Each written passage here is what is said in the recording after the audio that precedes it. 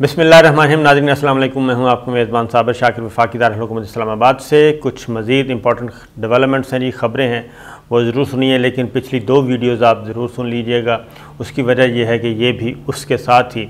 जुड़ी हुई ख़बरें हैं, और वो ये है कि चाइना को कैसे कंट्रोल किया जाए और इस रीजन में अमेरिका किस तरीके से आए, और इस रीजन में यानी कि जनूबी एशिया में अमेरिका का प्लेयर कौन होगा, उसके मफादात का तहफ़्फ़ुज़ कौन करेगा, चाइना को कंट्रोल कैसा किया जाए, इंडिया को सपोर्ट कैसे की जाए, इंडिया को चाइना के मुकाबले में खड़ा कैसे किया जाए, पाकिस्तान को कंट्रोल करना है, अफ़गानिस्तान को कंट्रोल करना है, ईरान पे नज़र रखनी है, ये सारी चीज़ें हैं। और पिछली 2 वीडियो ज़रूर सुनिएगा, क्योंकि ये उसका एक तसलसल है। और आपको मालूम है कि G7 ग्रुप ऑफ 7 का इजलास हुआ था, और लंदन में, लंदन कह रहा हूँ, बरतानिया के एक साहिली शहर में हुआ, और वहाँ पे 7 मुल्क G7 मौजूद थे, और उनकी तरफ से एलामिया भी आ गया, और मैं सारा कुछ बता चुका हूँ। उसका टारगेट सिर्फ़ और सिर्फ चाइना था, और अब वो खुलकर सामने बातें आ गई हैं। अमेरिका, फ्रांस, बरतानिया, जर्मनी, इटली, जापान, कनाडा, ये तो 7 मेंबर्स हैं परमानेंट। ख़ास तौर पे उसमें बुलाया गया ऑस्ट्रेलिया को, भारत को, जनूबी कोरिया को और जनूबी अफ्रीका को। जनूबी कोरिया को बुलाया गया शुमाली कोरिया के सामने खड़ा करने के लिए, और भारत को आपको मालूम है कि जो क्वाड है, ऑस्ट्रेलिया, भारत, जापान, अमेरिका, ये अलग से चल रहा है, इसलिए भारत को भी इसमें और ऑस्ट्रेलिया को भी इसमें बुलाया जाना ज़रूरी था, ताकि जो नई स्ट्रेटजी बन रही है उसमें ये सब मौजूद हों, और ग्रुप ऑफ 7 प्लस आप कह लें क्वाड के ममालिक और जनूबी अफ्रीका और कोरिया, ये ग्रुप ऑफ 11 का इजलास था बुनियादी तौर पे। इसमें जो ये सिर्फ पहला नहीं था, उससे पहले म्यूनिख में सिक्योरिटी कॉन्फ्रेंस, सिक्योरिटी के नाम से कॉन्फ्रेंस हो चुकी है, और वो था वो भी चाइना के मद्दे मुकाबिल था, और उसमें नेटो ममालिक, यूरोपियन कंट्रीज़ जो थीं वो मौजूद थीं, और उसमें वर्चुअल थी वो, और उसमें जो बाइडन भी शरीक हुए थे। तो उसका भी वाज़ेह और बुनियादी मकसद था चाइना को कंट्रोल करना और चाइना को मामलात को रिड्यूस करना। ये था एक। चीन की कंपनियों पर पाबंदियाँ लग चुकी हैं, रशिया पे भी लग रही हैं, तो एक तो ये। फिर उसके बाद ये दूसरा बड़ा इवेंट बरतानिया में हो गया, ग्रुप ऑफ 7 + 4 का इजलास हो गया। उसमें एलामिया भी आ गया, और चाइना के मुकाबले में एक भारी सरमायाकारी जो है वो दुनिया भर में गरीब मुल्कों पे लगाई जाएगी। लेकिन चीन के बारे में जो एक अहम चीज़ है वो ये है कि 2049 में चीन ने अपना एक हदफ मुकर्रर किया है 2049 के लिए। चीन का हदफ है, और वो हदफ ये है कि पूरी दुनिया में उसने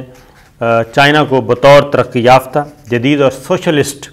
ताकत का जो है वो मंबा बनाने के लिए उसने ये हदफ रखा हुआ है, और उसके लिए वो सरमायाकारी, इन्वेस्टमेंट, तिजारत, trade, belt and road initiative ये लेके आगे बढ़ रहा है। अब आगे एक चीज़ ज़रा सुनिएगा। फिर 16 जून को जो अगला इवेंट है वो 16 जून को होगा, जिसमें उसकी मुलाकात है जो बाइडन और पुतिन की। अब ये जो रिपोर्ट है एक तैयार की गई है चाइना के बढ़ते हुए असर व रसूख के बारे में, और जिस ग्रुप ने ये रिपोर्ट लिखी,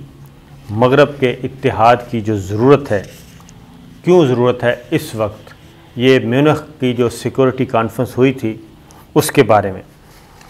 उसमें कि लिबरल जमहूरियतों को और मगरबी ममालिक को एक आपस में इत्तेहाद की ज़रूरत है। अब इनका एक नया इत्तेहाद सामने आना चाहिए, और जिस ग्रुप ने वो रिपोर्ट लिखी उसके एक अहम तरीन मेंबर हैं सिक्योरिटी कॉन्फ्रेंस के शोबा पॉलिसी के ताल्लुक़ रखने वाले मिस्टर बूंडे। उन्होंने ये कहा, अब उनकी अपनी राय क्या है, وہ یہ کہتے ہیں کہ چین نے یورپی یونین کے ساتھ تجارتی شراکت داری میں امریکہ کو پیچھے چھوڑ دیا ہے، یہ ایک ان کے لیے مسئلہ، اور دوسرا کہ بین الاقوامی اداروں میں بھی مغرب کے نظریاتی تسلط کے پھیلاؤ کو مشکلات کا سامنا ہے، جیسا کہ عرب ممالک اور چائنا میں انسانی حقوق کی صورتحال، کیونکہ اس وقت ایک نیریٹو بلڈ کیا جا رہا ہے، یہ یورپ کی طرف سے بھی اور مغربی ممالک بشمول امریکہ اور برطانیہ ان کی طرف سے بھی انسانی حقوق کا ایک نیا، چائنا کو سنکیانگ کے معاملے میں، ایغور مسلمانوں کے معاملے میں گھیرا جاتا ہے، سعودی عرب کو وہاں کے انسانی حقوق، خواتین کے حقوق اور اقلیتوں کے حقوق اور خاص طور پہ شیعہ کمیونٹی کے معاملے میں ان کو ادھر سے فکس کیا جاتا ہے۔ تو یہ صورتحال ہے۔ تو جو مسٹر بونڈے ہیں وہ یہی کہتے ہیں کہ یہ سچویشن کی وجہ سے جو بیجنگ حکومت کا اپنی پالیسیوں کے سہارے سنکیانگ یا ہانگ کانگ کی صورتحال پر درجنوں ممالک کی حمایت حاصل کرنا ممکن ہو چکا ہے۔ تو یہ میونخ اور اس کے بعد اب G7 میں جو کچھ کہا گیا وہ میں بتا چکا ہوں، لیکن G7 پہ جو رد عمل آیا ہے وہ بڑا زبردست ہے، اور G7 کے بارے میں اس وقت جتنی بھی رپورٹس آ رہی ہیں، G7 کا بنیادی مقصد کیا تھا، G7+4 کنٹریز کا، اس کا بنیادی مقصد BBC آپ لے لیں، نیو یارک ٹائم لے لیں، وائس آف امریکہ کی رپورٹس لے لیں، DW کی رپورٹ لے لیں، وائس آف جرمنی کو دیکھ لیں، وہ سب کے سب ایک ہی مقصد بتا رہے ہیں، اور وہ مقصد یہ ہے کہ جو ترقی پذیر ممالک کے انفراسٹرکچر یعنی ڈھانچے میں چین کی سرمایہ کاری کے خلاف نیا اتحاد تشکیل دینا ہے، یہ ہے اس کا مقصد۔ اور چین کے مقابلے میں امریکی پلان جو ہیں وہ مختلف آ رہے ہیں، اور اس سارے پلان میں جو ہے پاکستان کا رول بھی، کیونکہ پاکستان اگر امریکہ کے ساتھ ہوتا، امریکہ کا اتحادی ہوتا، جیسا کہ 9/11 کے بعد سے چلا آ رہا تھا، تو پھر تو اس کو کسی طرف دیکھنے کی ضرورت ہی نہیں تھی۔ لیکن ہوا یہ کہ افغانستان میں ان کا معاملہ ہوا گڑبڑ، اور اس کے بعد سارا جو ڈیزائن تھا وہ تبدیل ہوا اور یہاں سے نکلنا پڑا۔ اب G7 کا جو اعلامیہ آیا اور اس میں جو کھربوں ڈالر کی سرمایہ کاری کا پلان پیش کیا گیا، چائنا کو براہ راست ٹارگٹ کیا گیا، چائنا کو اور اس کے بعد روس کو۔ تو اب چائنا کی طرف سے یہ G7 گروپ آف 7+4 کا جو اجلاس ہوا، جس میں طاقتیں کون کون سی تھیں، اب چائنا اس کا حشر کیا کر رہا ہے وہ میں آپ کو بتانا چاہ رہا ہوں۔ ان میں طاقتیں کون کون سی تھیں، یہ امریکہ ہے، برطانیہ ہے، فرانس ہے، یورپ کا ماموں، جرمنی ہے سب سے بڑا، اٹلی، جاپان، یہ سب کے سب اس میں شامل ہیں، اور آسٹریلیا، بھارت، جنوبی کوریا، جنوبی افریقہ یہ بھی ہیں۔ اب اعلامیہ آ گیا، تو اعلامیہ کے بعد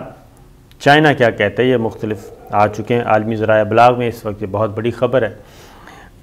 چائنا یہ کہہ رہا ہے کہ small groups do not rule the world, یہ اس نے گروپ آف 7 کے بارے میں بات کہہ کے ختم کر دی، یعنی وہ کہتا ہے کہ چھوٹے ممالک کے گروپس جو ہیں، اب وہ ان کو چھوٹے ممالک کا گروپ کہہ رہا ہے، چھوٹے ممالک کے گروپ جو ہیں، اب وہ ٹائم گزر چکا کہ وہ دنیا کی قسمت کا فیصلہ کرتے تھے، اب ان کی کوئی حیثیت نہیں رہی، بلکہ وہ کہتے ہیں کہ یہ بے وقت ہو گئے ہیں۔ اور اب اگلی بات جو ہے چائنا کی، آپ ٹون آپ حیران ہو جائیں گے کہ چائنا کی ٹون کیا ہے۔ چائنا کی ٹون جو ہے جی بڑی ہارش ہو گئی ہے، اور وہ کہتا ہے کہ یہ ہوتے کون ہیں کہ یہ فیصلہ کریں اور دنیا کو ڈکٹیٹ کریں، اور پھر یہ کہ دنیا کو ڈکٹیٹ کرنے کا دور بھی گزر چکا اور ممالک کو کنٹرول کرنے کا بھی گزر چکا، اور اب یہ جو امریکہ کا so called new world order تھا وہ بھی اب ملیا میٹ ہو چکا، بلکہ اب وہ اپنا ورلڈ آرڈر دے رہا ہے۔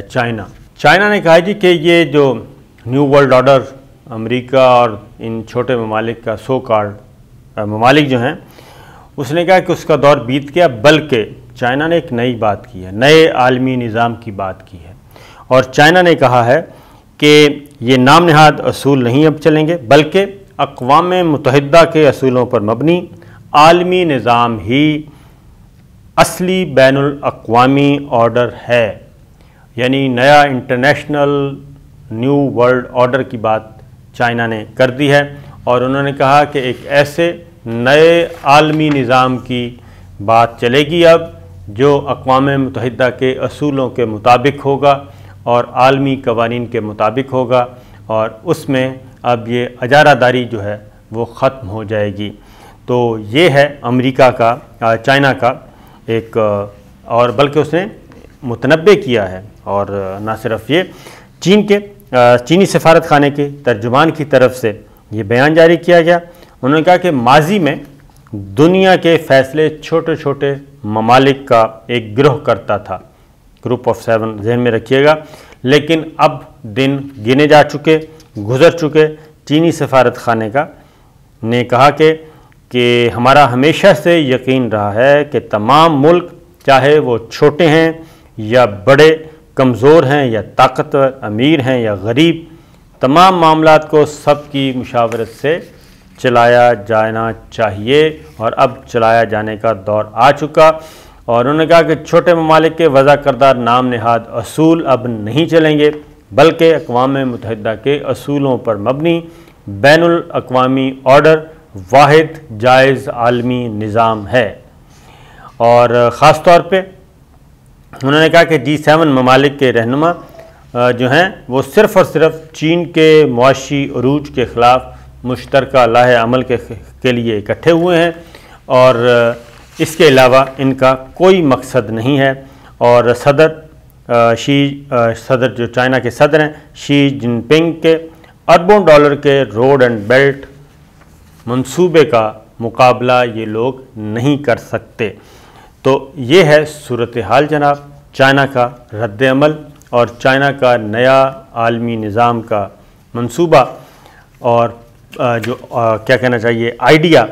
اب ان حالات میں آپ ذرا غور کیجئے کہ جب چائنا اس حد تک آگے بڑھ رہا ہے، اور پھر نہ صرف یہ کہ پاکستان چائنا کا جو 10 سال پہلے سچویشن تھی، اب تو چائنا اور پاکستان کے تعلقات بہت آگے جا چکے ہیں، اور اسٹریٹجک بھی، دفاعی بھی، ہر طرح سے۔ اور اب جو خاص طور پہ یہ انڈیا میں بھی، جو انڈیا کی طرف سے اتنی وہ کیا کہنا چاہیے بچھا جا رہا ہے، اور کشمیر کے معاملے میں بھی DDMOs کرتے ہیں، را کے چیف ملاقات کرتے ہیں، اجیت ڈوول ملاقات کرتے ہیں پاکستان کے ISI چیف سے، تو آخر ماجرا کیا ہے؟ تو یہ ماجرا یہی ہے، اور کوئی ماجرا نہیں ہے کہ پاکستان کو رام کرنے کی کوشش کی گئی، لیکن پاکستان نہ تو رام ہوا، نہ ہی برائب ان کی کوئی کام آئی، برائب آفر کی، پرکشش آفرز کی گئیں، وہ ساری کی ساری کام نہیں آئیں۔ اور ساتھ ہی ساتھ یہ بتاتا چلوں کہ افغان طالبان، افغانستان میں جو صورتحال ہے وہ مزید گھمبیر ہوتی جا رہی ہے، اور افغانستان میں سپٹمبر کا کہا جا رہا ہے، لیکن جون جولائی کے بعد افغانستان میں بھی ان کے کوئی فٹ پرنٹس نہیں ہوں گے، اور نئی پراکسیز کے ذریعے یہ علاقہ کنٹرول کرنے کی کوشش کی جائے گی، اور داعش کو ایک نیا ہوا کھڑا کرنے کی کوشش کی جائے گی۔ تو یہ ساری باتیں اگر ہمارے علم میں ہیں تو یقیناً چائنا اور روس کے علم میں بھی ہیں، اور اب نظریں لگی ہوئی ہیں 16 جون جو بائیڈن پیوٹن ملاقات۔ لیکن بات ذہن میں رکھیے گا کہ اب روس بھی بہت ساری مصیبتیں برداشت کر کے بہت آگے نکل چکا ہے۔ تو ان حالات میں آپ خود سوچئے گا کہ پاکستان سارے معاملے میں، کہ جب کہ امریکہ کو کوئی انڈیا جیسا ملک تیار نہیں ہے کھڑا ہونے کے لیے،